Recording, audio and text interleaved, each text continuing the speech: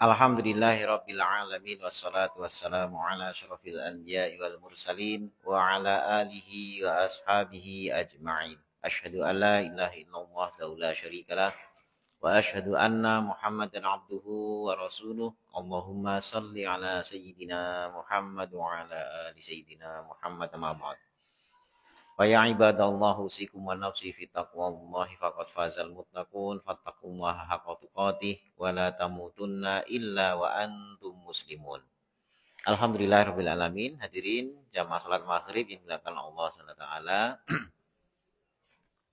Pertama marilah kita bersyukur pada Allah, sore hari ini kita kembali bisa ngaji kitab Riyadhus Shalihin, dan pada kesempatan sore hari ini kita melanjutkan pembahasan bab sobar, hadis tentang kisah Ashabul Ukhdud. Ya, Ashabul Ukhdud itu para orang-orang yang ada di parit. Ya, Ashabul Ukhdud, orang-orang yang mereka itu diazab di parit.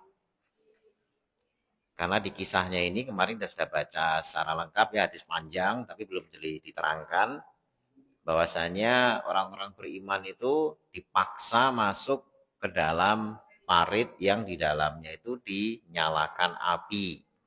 Nah, itu semua direkam oleh Allah. Selain di hadis ini yang diceritakan oleh Rasulullah, juga disebutkan di surat Al-Buruj. Ya, surat Al-Buruj di juz amma. Kutila ashabul ukhdud annari dzatil waqud idhum ka 'alaiha qu'ud wa hum yaf'aluna bil mu'minina syuhud, dan seterusnya. Itu di surat Al-Buruj di juz amma. Nanti silakan dibaca terjemahannya. Itu bercerita tentang ashabul ukhdud yang hadisnya kita bahas kemarin, kita bacakan karena hadisnya panjang, satu pertemuan baru selesai gitu ya. Nah, kita bahas satu persatu hikmah yang bisa kita ambil dari kisah di Ashabul Ukhdud ini. Jadi ini adalah kisah dari Rasulullah. Karena di awal hadis disebutkan dari Suhaib ya, bahwasanya anna Rasulullah SAW qala. Jadi kisah ini disampaikan oleh Rasulullah SAW langsung. Hadis ini sahih. Artinya apa? Ya, kisah itu benar-benar disampaikan oleh Rasulullah. Dan kalau Rasulullah menyampaikannya, Rasul itu nggak pernah bohong. Ya, artinya memang benar-benar itu kejadian nyata. Nah, kejadiannya bukan di tanah Arab. Ya, kejadiannya bukan di tanah Arab. Tapi bahasa yang diceritakan karena Nabi yang bercerita, ya, Nabi bercerita dalam bahasa Arab. Kok Nabi tahu?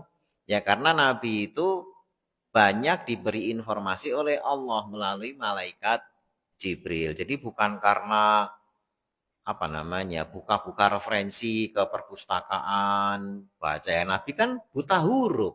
Nah, justru karena buta huruf ini orang tidak bisa nuduh Nabi itu menjiplak.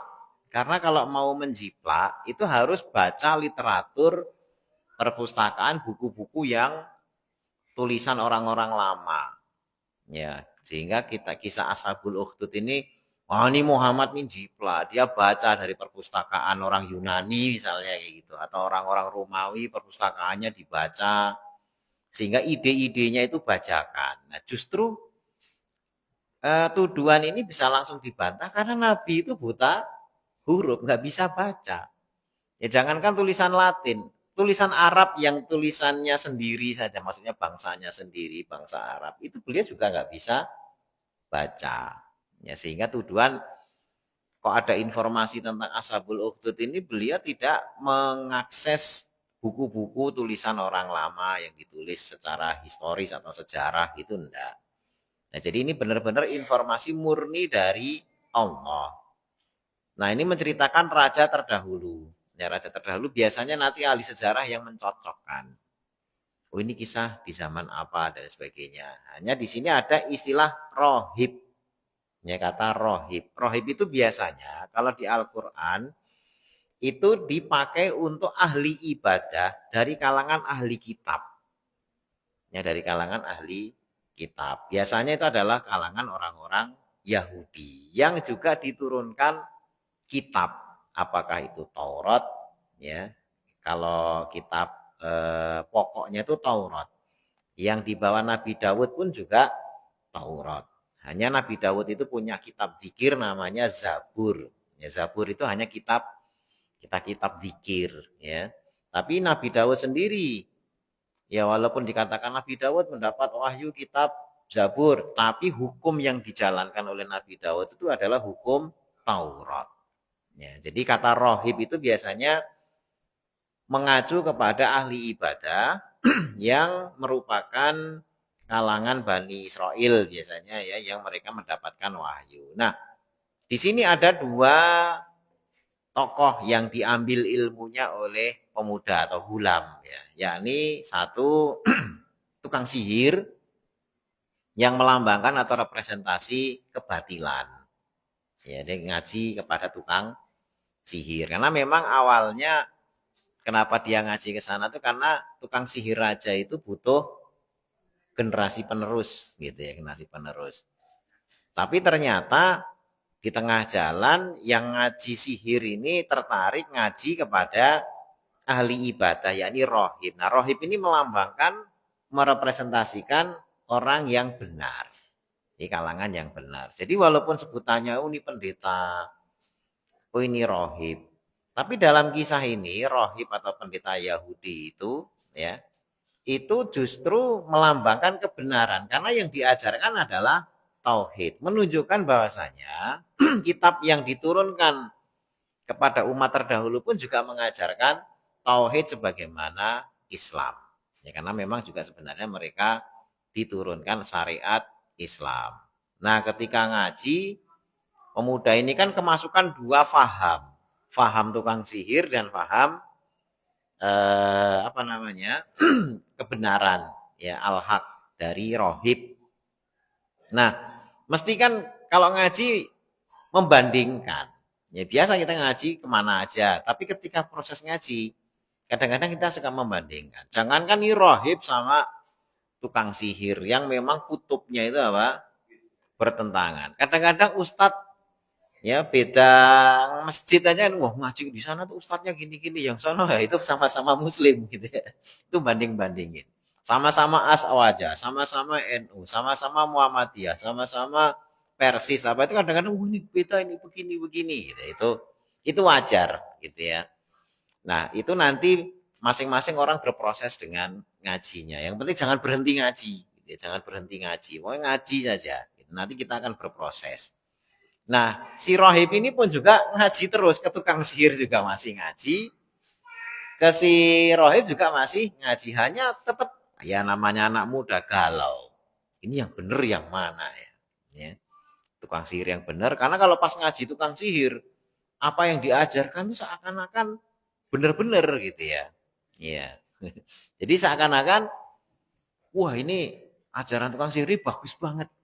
Ya namanya sihir kan juga ngajari orang menyembuhkan penyakit, ya, kemudian bisa nangani masalah. Ya sama kalau sekarang itu belajar apa? Ilmu perdukunan. Ya, ini ilmu perdukunan. Yang satunya lagi ngaji tentang tauhid, ya ini kepada rohib. Ya walaupun di sana diajarkan juga, mungkin yang mirip-mirip bisa menyembuhkan orang sakit juga, tapi prinsipnya beda. Ya, prinsipnya beda. Sehingga pada satu ketika si remaja ini karena kebingungan di tengah jalan mendapat problem umat. Nah, problem umat ini yang mematangkan. Problem umat itu apa? Tiba-tiba publik itu diganggu binatang buas. Ya, binatang buas. Sebagian mengartikan binatang buas di sini, ya, zob yang binatang top itu binatang melata yang besar. Itu ada yang mengartikan karena zob itu ular besar. Ada juga yang mengartikan itu sebagai singa. Waktu saya ngaji ke guru saya itu diartikan singa, gitu ya. Diartikan singa yang besar. Ya itu waktu saya ngaji. Tapi kalau nanti di beberapa kitab-kitab terjemahan ada yang mengartikan ular besar karena dob itu memang melata. Tapi melata itu bisa dengan perut, bisa dengan dua kaki, bisa dengan 4 kaki. Ya, kata melata itu. Sehingga kalau guru saya ngaji kitab ini zaman saya masih SMA gitu ya. Itu binatang di sini adalah singa. Nah, ketika berhadapan dengan singa yang mengganggu publik, yang ganggu orang lewat, pemuda ini mulai mau menguji. Ini tukang sihir ilmunya yang benar atau ilmunya rohib yang benar. Ya. Sehingga diambillah batu. Ya. Kenapa kok batu? Karena batu itu sesuatu yang mungkin kalau dilempar ngelawan singa kok pakai batu. Ya nggak mungkin menang. Kalau lawan singa pakai pedang, itu tidak bisa untuk menguji kebenaran. Ya kalau misalnya, kalau saya melawan bisa membunuh singa ini, maka ilmunya si rohib yang benar atau ilmunya si tukang sihir yang benar. Ya pedang mah, ilmunya siapa aja asalkan belajar pedang, gitu ya, itu bisa bunuh singa, ya wajar-wajar aja, gitu ya, mesti akan dibantah. Gimana? Dibantah itu misalnya gini, mati, oh berarti ilmunya rohib bener. Ya belum tentu, nggak usah ilmunya rohib, itu anak yang sono aja kalau dikasih pedang bunuh singa juga bisa menang.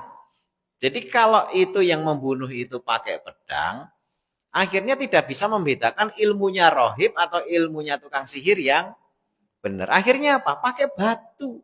Pengujinya itu batu. Ngelawan singa pakai batu. Sambil sebelumnya dia berdoa dan apa namanya, istilahnya membuat pengakuan di hadapan Allah. Ya Allah, jika ilmunya rohib yang benar, maka bunuhlah binatang ini. Tapi pakai batu gitu ya. Kalau pakai granat ya, granat nggak usah pakai ilmunya rohib gitu ya. Pakai ilmunya dukun juga dilempar granat mati singanya. Tapi ini kan batu, ingin menguji mana yang benar ilmunya. Nah akhirnya benar, begitu sambil ngomong, ya Allah jika ilmunya rohib ini benar, matikan binatang ini. Dilempar mati. Berarti kan istimewa ini. Ini berarti istimewa. Nah diceritakanlah kepada rohib. Ya, rohibnya kemudian, waduh nak itu ilmu sesuatu yang saya nggak diberi itu. Berarti hari ini kamu lebih baik daripada saya. Gitu ya. Di hadis tentang membunuh 100 orang. Ya, yang kita pernah baca juga di kitab sebelumnya Taubat ya. Itu rohib itu biasanya identik dengan kalangan yang taat kepada Allah tapi ahli ibadah. Tapi kalau untuk yang berilmu itu namanya ulama. Ya, karena ketika si pembunuh 99 itu bertanya pada rohib, itu kamu ya rohib saya mau tobat. Rohibnya bilang, oh kamu gak bisa kamu dosanya udah terlalu banyak gitu kan. Akhirnya dibunuh rohibnya. Itu di hadis yang membunuh 100 orang gitu ya. Tapi terus dia nanya kepada ulama. Nah, ulamanya bilang, loh kalau kamu sungguh-sungguh kamu bisa diampuni. Ya, jadi di kasus rohib ini, beliau itu ahli ibadah. Tapi yang namanya ahli ibadah fokus kepada yang ngajar, zikir wirid, apa gitu-gitu. Tapi kalau terjun ke umat itu biasanya ulama. Ya, sehingga ketika hasil ngaji ini diimplementasikan ke masyarakat, ya bisa bergaul, itu biasanya ulama itu. Karena kalau cuma ngaji, ya kayak seperti mahasiswa, dokter lah misalnya, hanya ngaji di fakultas, kita kasih pasien, wah belum tentu berani nyuntik itu. Padahal ilmunya, bukunya bisa segepung gitu ya. Tapi begitu dikasih pasien, ini diagnosanya pas suntik, waduh, gemeteran, nyuntik aja belum tentu bisa. Karena selama ini hanya berhadapan dengan apa? Buku. Makanya rohib tadi ketika si pemuda, saya tadi ketemu binatang besar, saya lempar, saya doa, ya Allah kalau ilmunya rohib bener, tak lempar mati. Itu rohibnya takjub. Ilmu kamu saat ini lebih baik daripada saya. Itu pengakuan beliau. Tapi saya yakin ya ini karena punya basiroh ya. Orang ahli ibadah itu punya basiroh. Ya, kamu nanti akan diuji sama Allah dengan pemahaman yang baru ini, dengan ilmu yang makin meningkat ini, dengan iman yang tentu saja juga makin meningkat, mesti ujiannya juga tambah. Nah, kalau sampai pada satu ketika kamu diuji, kamu jangan bocorin nama saya. Itu rohibnya juga masih cari apa? Aman gitu ya, cari aman. Tapi akhirnya namanya ketenaran itu kan susah dibendung. Ya. Jadi si siapa? Teman majelisnya raja sakit. Dia orang yang matanya itu buta. Datang ke pemuda muridnya tukang sihir itu. Saya mau disembuhkan. Si pemudanya jawab, saya nggak bisa nyembuhkan. Yang bisa nyembuhkan kamu itu Allah. Kalau kamu beriman pada Allah, saya bisa mendoakan dan mata kamu bisa melihat lagi. Itu kan janjinya si pemuda. Akhirnya ya sudah dia beriman karena pengen banget bisa melihat. Ketika itu didoakan terus bisa melihat. Wah, senang banget. Ya, semua yang dibawa ya emas apa perhiasan, harta dan sebagainya udah ini buat kamu semuanya. Karena bisa melihat. Nah, sampai akhirnya dia datang ke majelisnya raja. Rajanya juga heran loh, kamu kok bisa melihat? Siapa yang mengobati kamu? Gitu ya. Akhirnya dijawab, Tuhan saya, sesembahan saya. Nah, di situ rajanya mulai curiga. Loh, Tuhan kamu memang ada Tuhan selain saya? Jadi ya, karena si rajanya merasa gak pernah nyembuhan kok. Tiba-tiba dia bilang, yang menyembuhkan kamu siapa? Tuhan sesembahan saya. Nah, selama ini kan rajanya yang mengaku sebagai Tuhan yang wajib disembah oleh rakyatnya. Jadi ketika dia menyebut Tuhan sesembahan saya, kalau dia benar-benar Tuhan kan harusnya dia rasa yang dia apa namanya, yang harusnya muncul ya. Yang menyembuhkan saya Tuhan saya. Oh, berarti kamu harus terima kasih sama saya. Saya kan Tuhan kamu, gitu ya. Itu kan harusnya kan gitu. Jadi dia ngomong kalau memang benar-benar dirinya Tuhan si raja itu. Ketika ada anak buahnya sembuh dari sakit, terus dia ngomong yang menyembuhkan adalah Tuhannya. Harusnya si raja itu kan GR yang menyembuhkan adalah dia, tapi ternyata enggak, dia curiga. Ya, apa ada Tuhan selain saya? Ya Tuhan saya dan kamu itu Allah, digituin aja sekalian sama ahli majelis ya apa raja tadi. Wah, ngamuk. Akhirnya disiksa oleh raja. Ayo kamu ngaku, ini ajaran siapa? Akhirnya ditudinglah ya si pemuda. Pemuda dipanggil gitu ya. Pemuda dipanggil, ditudinglah si gurunya. Jadi si rohib itu dibawa semua. Jadi pemuda sama rohib yang ngajarkan tentang tauhid itu dibawa semuanya ke depan raja. Bocor juga ujung-ujungnya gitu ya. Nah, ketika sudah bocor satu-satu disiksa. Ya, siksaan yang ditunjukkan itu benar-benar ya sadis ya, karena dibelah kepalanya. Ya, jadi ada orang dulu itu mempertahankan iman dengan cara apa? Dibelah kepalanya. Tapi ya tidak berubah imannya. Baik si rohib maupun si majelis raja. Ya, kalau majelis raja itu kan orang baru. Kalau ibarat kita itu apa? Mu'alaf. Tapi begitu jadi mu'alaf, imannya kuat. Sampai dibelah kepalanya itu dia tetap beriman. Itu sama dengan penyihirnya Fir'aun. Ya, penyihirnya Fir'aun itu ngadepi Musa. Kalah, tapi langsung sujud kepada Allah. Nah terus diancam sama Fir'aun. Loh kamu kok beriman? Kamu gak izin saya gitu ya. Ya gak perlu izin beriman apa perlu izin. Fir'aun ngapain gitu ya. Tapi akhirnya kalau gak mau balik dihukum ya. Mereka ya bilang ya sudah mau dihukum silakan. Gak ada madorot sama sekali buat kami gitu ya. Ya akhirnya dihukum mati. Ribuan tukang sihir dihukum mati. Karena mereka sudah taubat. Nah sama dengan majelisnya raja tadi itu dia apa namanya beriman langsung dihukum mati. Nah di sini ternyata si rohib apa bukan si rohib si hulam itu tidak mau berbohong. Dipaksa siapa gurunya itu padahal tadi sudah diperintah gurunya agar kalau ditanya jangan nunjukin. Tapi ternyata dia nggak berbohong. Padahal awalnya ketika dia masih ngaji di dua tempat, ya ketika ngaji di dua tempat, itu kan ini rumah, ini tukang sihir. Di tengah-tengah ini kan rohib. Ini dari rumah mau ke tempat tukang sihir, mampir dulu ke rohib. Akhirnya apa? Telat. Abang, dimain di luar aja, main di luar aja. Yuk main di luar yuk. Jadi ketika perjalanan menuju ke tukang sihir, ya Ini mampir dulu, akhirnya telat.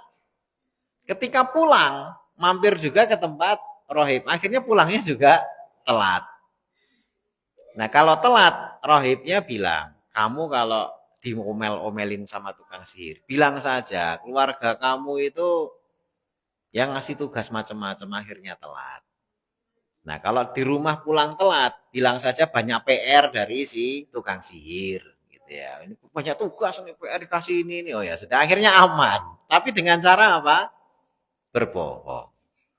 Nah, sebagian ulama mengambil kesimpulan berbohong itu bisa diizinkan ya selama ada maslahat. Ya maslahat di sana tentu saja maslahat yang sifatnya tidak sampai kemudian membuat kerusakan besar.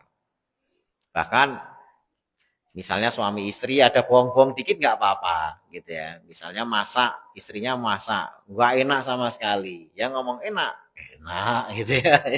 Sambil ngempot gitu ya nggak apa-apa. Karena untuk menjaga hubungan harmonis gitu ya. Gak bohong-bohong dikit gitu ya. Itu ulama menyimpulkan begitu. Nah sehingga ketika si rohib itu apa namanya diminta untuk dibongkar rahasianya, ternyata si pemuda ini nggak bohong. Dia tetap nunjuk.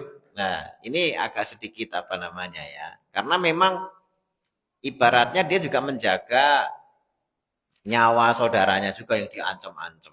Gitu ya. Nyawanya juga diancam gitu ya. Kalau di dalam agama orang dipaksa untuk syirik, mengatakan kata-kata kafir, kalau nyawanya terancam itu diizinkan. Tapi kuncinya karena nyawanya terancam. Nah, ketika dua-duanya sudah dihukum mati, yakni teman majelisnya raja dan juga rohib itu sudah menemui syahid, tinggal si pemudanya itu. Oleh raja, udah, ini saya nggak mau bunuh langsung sendiri, ini keserahkan ke tentara. Suruh naik ke gunung paksa dulu, karena ini masih aset raja. Si pemuda ini aset raja, karena sudah belajar ilmu sihir. Tinggal gimana aset yang ada sudah belajar banyak ini dibalik aja agamanya. Yang tadinya dia berubah beriman, ya dibalik murtad lagi. Jadi itulah diancam aja masih muda ini gitu ya, bawa ke puncak gunung, nanti ancam didorong masuk ke jurang. Ya kalau dia ternyata balik beriman, ya sudah bawa turun. Digunakan tenaganya untuk memperkuat pengaruh raja. Di bawah tentaranya satu, nggak tahu satu kombi atau satu batalion ya, naik ke puncak gunung. Di puncak gunung, gunungnya goyang, semua tentaranya mati, gitu ya, masuk ke jurang mati semua. Kecuali pemuda ini aja satu, karena beliau berdoa. Ya doanya yang sebagaimana disebutkan ini, Allahumma kfini masyita, gitu ya. Allahumma kfinihim bima syi'ta. Allahumma kfinihim bima syi'ta. Ya Allah cukupilah aku dari mereka dengan apa yang engkau kehendaki. Allahumma kfinihim bima syi'ta. Nah, doa ini apakah bahasa Arab diucapkan oleh pemuda itu? Bahasa Arab enggak? Enggak. Karena ini bukan ceritanya bukan dari bahasa Arab. Ya. Ketika Nabi Yunus di perut ikan, doanya terkenal kan ya? Doanya apa? La ilaha illa anta subhanaka ini kuntu minadzalimin. Itu dimuat dalam Al-Quran, surat Al-Anbiya. Apakah Nabi Yunus bahasanya Arab? Yakin beliau mengucap itu? Redaksinya maksudnya. Gimana? Redaksinya itu enggak? Ya sesuai bahasanya.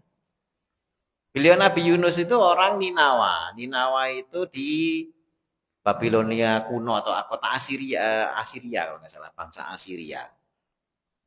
Ya, bangsa Asiria kuno, kota Ninawa. Kalau bahasa Inggrisnya Niniveh, tulisannya Niniveh gitu ya. Ya, jadi bahasanya bukan bahasa Arab. Ini bukan bahasa Arab.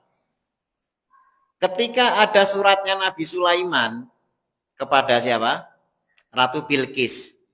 Ya, itu kan di sana sebenarnya innahu min Sulaiman wa innahu bismillahirrahmanirrahim. Itu suratnya Nabi Sulaiman itu diawali dengan apa?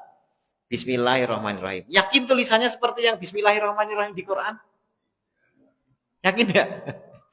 Yang Bismillah ya itu kayak di Al-Fatihah itu loh. Bismillahirrahmanirrahim. Yakin tulisannya begitu suratnya Nabi Sulaiman? Enggak. Tulisan Arab ini ada belum lama. Tulisan Arab dulu, ya itu nggak ada titiknya. Ya tidak hanya gundul, sekarang gundul aja masih ada titiknya. Bak itu titiknya berapa? 1. Dulu bak itu nggak ada titiknya. Non juga nggak ada titiknya. Tak dan lain sebagainya itu nggak ada titiknya. Titik itu ketika Al-Quran itu sudah nyebar kemana-mana, akhirnya ulama-ulama gimana ya orang ajam nanti belajar nulis Al-Quran, akhirnya dikasih titik. Memudahkan kita yang bukan Arab itu untuk memahami huruf Arab. Dan akhirnya dikasih fathah, kasroh, doma. Jadi kalau bayangin kitabnya atau suratnya Nabi Sulaiman, Bismillahirrahmanirrahim, tulisannya bahasa Arab gitu ya, dan tulisan Arab, itu ya nggak akan ketemu. Mesti bahasanya adalah bahasanya Nabi Sulaiman. Bahasa apa? Bahasa Ibrani. Ya, saya nggak tahu bahasa Ibraninya Bismillahirrahmanirrahim itu apa. Tapi yang jelas bacaannya bukan Bismillahirrahmanirrahim. Sehingga apa? Ya, sehingga bacaan itu bil makna. Yang dicari itu adalah maknanya. Bukan masalah lafaz. Lafaz itu dalam bahasa Arab. Kalau ucapan doanya Nabi Yunus itu adalah la ilaha illa anta subhanaka ini kuntu minadzalimin. Itu lafaz dalam bahasa Arab. Nabi Yunus sendiri apakah bilang begitu? Ya maknanya begitu, tapi dengan bahasanya sendiri. Paham ya? Ya, paham ya. Jadi artinya begini. Kalau kita berdoa atau apapun yang kita inginkan, kita minta kepada Allah, itu sebenarnya dengan lafaz bahasa kita saja itu tidak ada masalah. Allah. Semua nabi bicara dengan bahasa kaumnya. Nabi Ibrahim ya dengan bahasa Nabi Ibrahim saat itu. Nabi Muhammad ya dengan bahasa Arab karena kaumnya bangsa Arab. Kita orang Indonesia, apakah nggak boleh bahasa Indonesia berdoa? Ya boleh. Jangan disangka Allah nggak paham. Orang nabi-nabi itu bahasanya beda-beda. Ya, hanya ini catatan penting ya. Kalau kita sholat, Nabi itu sudah berpesan, sholu kama ro'aitumuni usolli. Kalau sholat, apa yang dibaca dalam sholat itu hanya bacaan sholat. Saya perlu kasih tanda petik ya. Bacaan sholat. Jadi bukan hanya sekedar bahasa Arab. Bukan. Karena orang Arab ngobrolnya juga bahasa Arab. Kalau orang Arab pas sholat ngobrol dengan baca doa, kalau kita nggak tahu, itu dianggap sama. Ya pas takbiratul ihram. Oh, akbar gitu ya. Orang-orang dulu, sahabat dulu pernah ngalami itu. Sahabat dulu ngalami itu. Kaifahalu khair. Gitu kan. Jadi kaifahalu gimana kabarnya? Oh, baik. Tapi bahasa Arab. Batal nggak sholatnya? Batal. Bukan masalah bahasa Arabnya. Tapi yang dia ucapkan itu adalah kata-kata yang bukan bacaan sholat. Jadi nyeplos omongan di dalam sholat. Walaupun bahasa Arab. Tapi bukan bacaan sholat, itu membuat sholatnya apa? Batal. Gitu kan. Jadi misalnya, oh khair. Ditanya kabarnya gimana? Oh khair. Hasan. Gitu. Ya batal. Walaupun itu bahasa. Ya, kalau bahasa Indonesia kan jelas. Gimana kabarnya? Oh alhamdulillah, baik. Ngobrol ya. Itu jelas ketahuan. Karena bahasanya bahasa Indonesia. Gitu kan. Nah ini penting ya. Maksud saya, kita ini sudah Arab minded. Ya, Tapi bukan berarti juga terus sholatnya bahasa Indonesia, ya nggak boleh. Sholat itu disuruh Nabi kita menggunakan bahasa sebagaimana yang dipakai oleh Nabi. Bukan karena Allah nggak paham bahasa selain itu, enggak. Karena kita disuruh nyontoh Nabi. Ya, tapi kalau di luar sholat, ya di luar sholat, misalnya doa kepada orang tua, Robbi firli wali walidaya, dibaca dengan itu bagus, selama kita paham maknanya. Jadi ketika doa jangan hanya dermimil, komat kamit, tapi terus nggak paham. Doa itu seperti orang mabuk. Orang mabuk itu ngomong apa nggak tahu. Ya, ngomong apa nggak tahu. Padahal la taqrabus shalah wa antum sukaro. Jangan dekati sholat sedangkan kalian itu mabuk. Maksudnya mabuk apa? Al-Quran menjelaskan. Yang namanya mabuk itu la ta'lamuna ma taqulun. Kalian tidak mengetahui apa yang kalian ucapkan. Ya, definisi mabuk itu tidak mengetahui apa yang diucapkan. Itu mabuk menurut Al-Qur'an. Nah, kalau dulu mabuknya orang dulu memang benar minum khamr.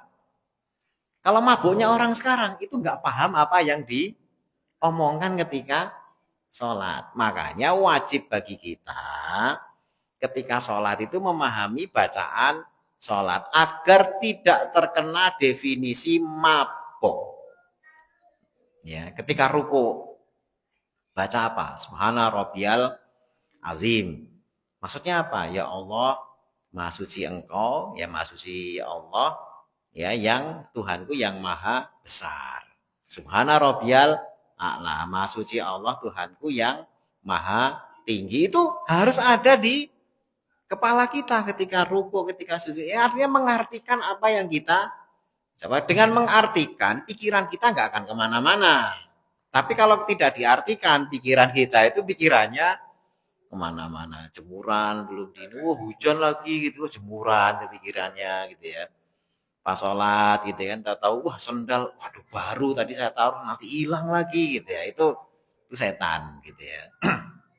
Nah makanya kepada doa ini tadi ya, Allahumma kfinihim bima syi'ta. Itu adalah ucapan yang diucapkan pemuda itu diterjemahkan oleh Nabi, diceritakan pada kita. Redaksinya apa? Redaksi aslinya kita nggak tahu. Tapi kalau mau membaca doa ini boleh, karena ini dari lidahnya Nabi. Tapi kalau nggak tahu cerita ini, nggak paham cerita ini, terus berhadapan dengan orang dengan kasus yang sama, ditodong misalnya, nggak punya apa-apa, terus minta perlindungan pada Allah, terus kemudian ya Allah, tolong saya, cukupi saya dari menghadapi orang ini dengan apapun yang kau mampu ya Allah, misalnya gitu ya. Itu bisa, nggak apa-apa. Karena maknanya sama. Ya maknanya sama. Ya. Makanya kalau kita baca hadis-hadis tentang zikir ya. Hadis tentang zikir. Alhamdulillah itu memenuhi langit dan bumi. Ya maksudnya alhamdulillah kok cuma ucapan alhamdulillah saja kok memenuhi langit dan bumi. Karena itu alhamdulillah bukan sekedar lafaz. Alhamdulillah artinya apa? Segala puji bagi Allah. Ya. Maka seluruh makhluk di muka bumi ini kan sebenarnya dan juga di alam semesta semuanya memuji Allah. Kecuali orang kafir aja. Orang kafir kan dikit. Tapi batu, bintang, bulan, matahari semuanya termasuk ruang angkasa ini semuanya memuji Allah. Maka alhamdulillah itu memenuhi langit dan bumi memang. Nah, kalau kita alhamdulillahnya cuma lafaz di lidah, hatinya tidak masuk, ya nggak dapat pahala sepenuh apa langit dan bumi tadi nggak dapat. Ya. Sama halnya dengan syahadat. Syahadat kita mengucap lisan saja, hatinya enggak. Hukumnya apa? Munafik. Munafik itu masuk ke neraka bersama orang kafir. Karena hatinya tidak beriman, hanya lafaz lidahnya saja. Maka berzikir agar mendapatkan pahala yang banyak, yang besar itu antara lidah dan hati itu harus klop. Ya, harus klop. Jadi tidak hanya sekedar tinggal ngantuk, ambil ngopi, alhamdulillah, kalau gitu. Hatinya itu harus benar-benar alhamdulillah, segala puji itu bagi Allah, masuk benar. Ya, tidak hanya sekedar ucapan. Kalau ucapan lidah hatinya, ini kayak orang gini. Dikasih orang tuanya duit.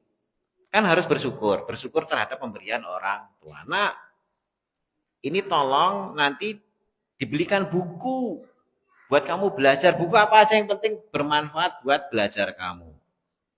Nah, tanda syukur anak itu adalah dengan cara terima kasih, itu ucapan kepada orang.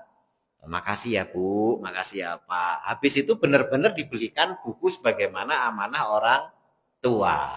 Tapi kalau habis itu terus belinya aneh-aneh, yang ya macam-macam jajanan dan sebagainya.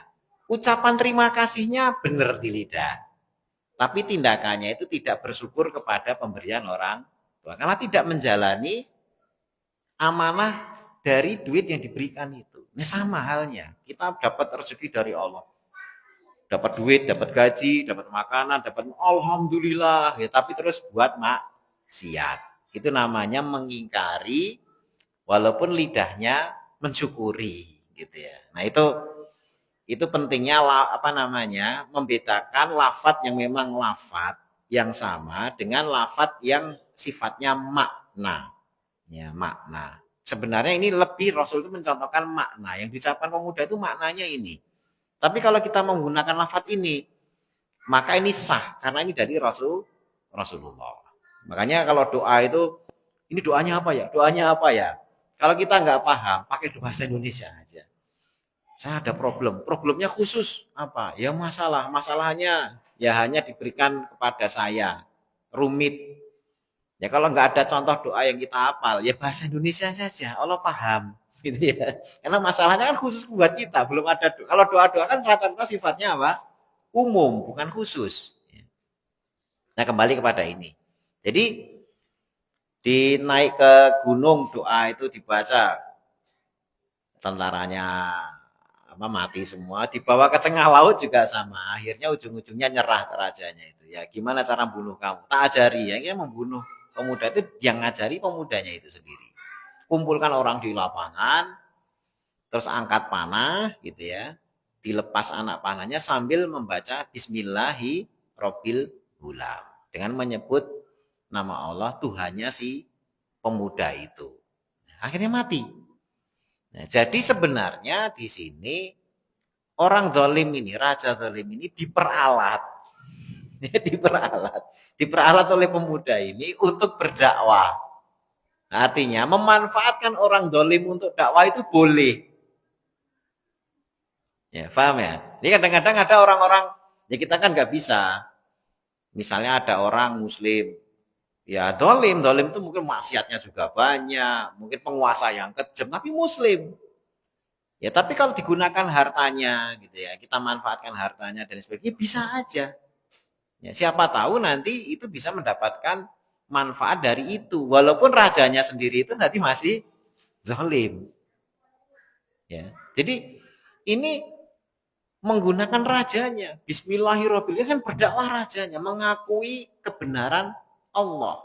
Yang akhirnya orang selapangan itu beriman semua. Rajanya baru ngeh, saya ngomong ini kok semuanya beriman. Lah iya, orang itu berarti dia ngaku Tuhannya si Gulam. Dia sendiri ngaku Tuhan kok menyebut nama Tuhan yang selain dia. Berarti dia mengakui kekuasaan Allah. Orang beriman semua, dia di akhirnya dikasih tahu. Apa yang selama ini Anda khawatirkan terjadi. Yakni orang semuanya murtad dari agama Anda. Nah akhirnya apa? Dipaksa balik lagi ke agamanya raja pada nggak mau. Ya udah terbukti ke orang udah ngelihat apa namanya bukti nyatanya. Makanya iman itu kalau udah masuk, kalau orang sudah menggunakan akalnya, jadi akal ini dipakai. Jadi kalau beriman dengan dogma-dogma mati yang tidak menggunakan akal, itu lemah sekali. Pondasinya itu lemah. Pokok agama ajaran pokoknya itu lemah. Islam tidak mengajarkan seperti itu. Islam itu selalu afala takilun. Apa kalian nggak menggunakan akal? Afala tatafakkarun. Apa kalian tidak menggunakan pikiran? Ya, jadi ditantang untuk berpikir, ditantang untuk menggunakan akal, tidak dogma mati gitu ya. Nah akhirnya semuanya beriman disuruh balik udah nggak mau karena akalnya sudah bekerja gitu ya. Mau nggak mau pakai kekerasan. Dibuatlah apa namanya parit-parit, diisi api, nyalain api, orang semuanya diancam dulu. Iman enggak?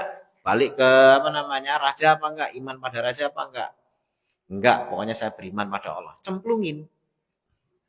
Sampai ada seorang ibu dengan anaknya, ibunya ragu-ragu, anaknya malah masuk ke sana. Itu kelihatannya api, tapi itu surga. Nyemplung akhirnya sama anaknya. Jadi itu kekuatan iman yang kemudian diceritakan di surat Al-Buruj tadi itu.